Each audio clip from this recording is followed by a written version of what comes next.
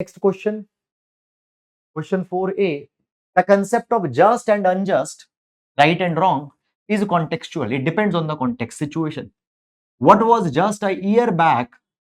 What was just a year back? Previously, what was just, what was right, may turn out to be unjust, wrong in today's context. Changing context should be constantly under scrutiny to prevent miscarriage of justice. So what this particular question is talking about, in introduction, what we can do, in introduction, simply we can write that the question is talking about ethical relativism.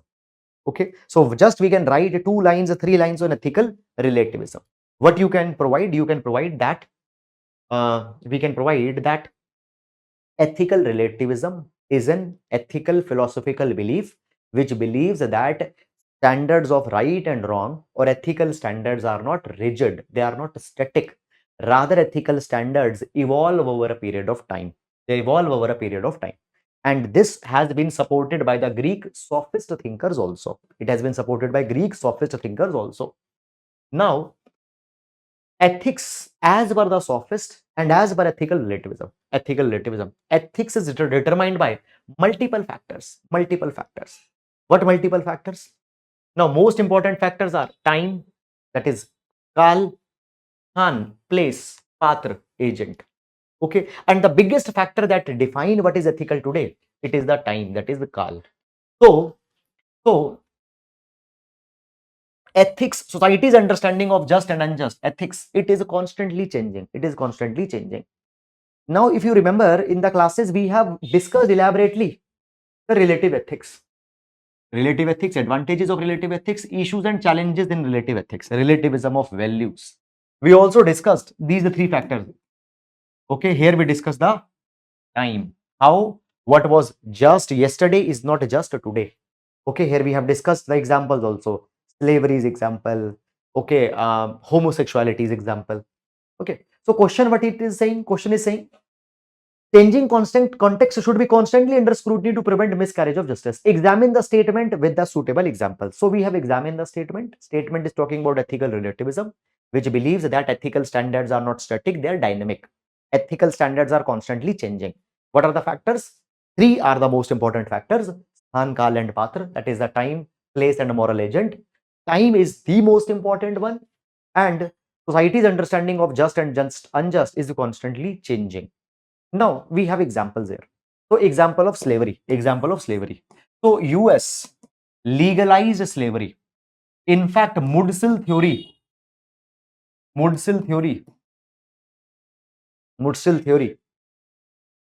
was widely accepted in US. Mudsil theory provided this thing that the slaves are the national treasure. It justified slavery. But today, slavery has become unethical. Homosexuality. So, Victorian standards of morality that were imposed in India. Victorian standards of morality that were imposed in India by the Britishers. What they provided? They provided this particular thing that homosexuality is a sin. Homosexuality is unethical, and therefore it was made as illegal. But today, Section 377 got decriminalized. And in Navtej Singh Johar case, what happened? Supreme Court itself ruled that criminalization of homosexuality goes against one's privacy, one's right to privacy. Then adultery. So Supreme Court in Joseph Shine case declared that adultery was the most immoral law. So we have these examples that at one point of a time these things were not a major ethical concern, but today they have become a major ethical issue. So society's understanding with respect to ethicality, unethicality, society's understanding of right and wrong is constantly evolving. It is constantly changing. It is constantly evolving. It is constantly changing. We have seen this particular thing and we have all these particular examples. Okay, so I hope how you'll approach this answer. So first you will make the base. You will give the example of relativism. You will justify it that there are the factors. Ethics are the standard of right and wrong. They are determined by society. Such standards are reflected in the law, but society's understanding is constantly changing, and then we'll give example. So therefore, justice needs to be rooted in contemporary understanding of ethics. Justice cannot be there if you think, if you are still driven by centuries old understanding. So justice will only be coming when you have the contemporary understanding of ethics. Okay, we discussed elaborately it already in our notes. Then next question, question 4b. What it says, mindless addiction to form, ignoring the substance of the matter, results in rendering of injustice. A perceptive civil servant is one who ignores such literalness and carries out true intent. Examine the above statement with suitable example. So basically, what question is talking about? Question is talking about the difference between letter and spirit. Difference between letter and spirit. So a good civil servant, an ethical civil servant, need to understand the spirit of the law. They need not to go in the literal nitty-gritties. They need to understand the spirit of the law. That is more important. That is more important.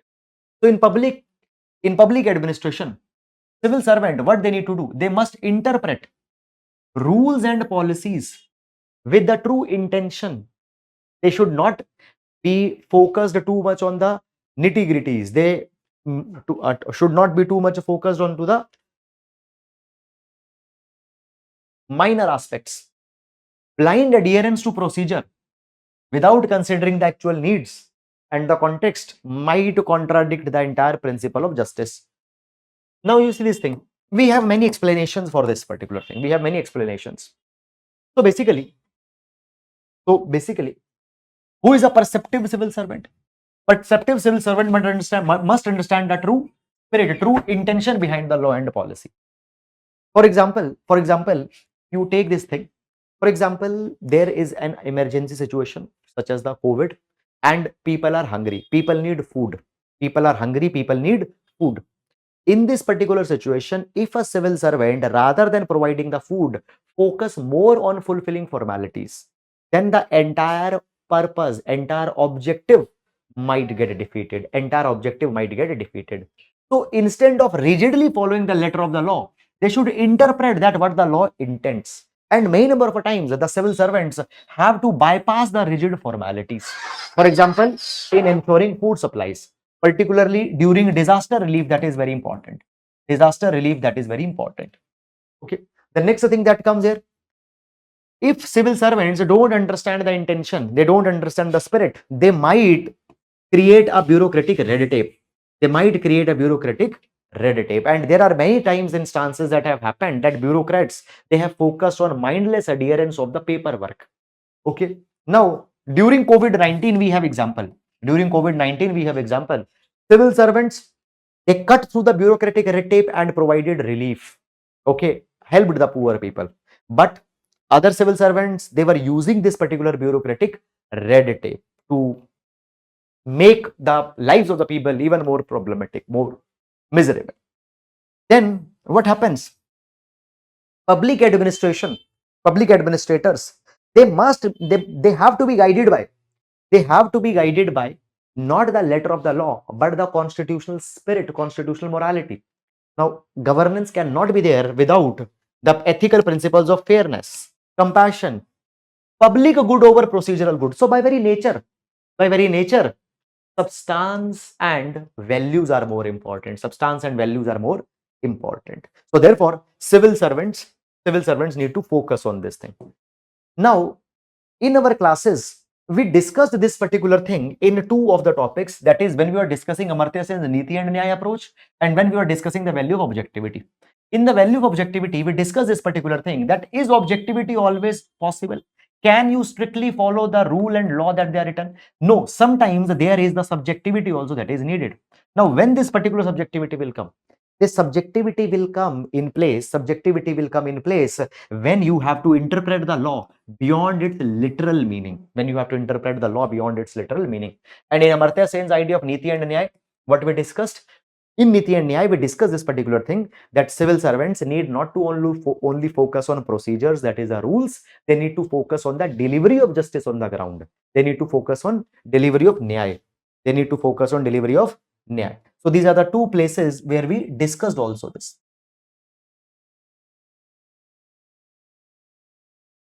Okay, then next,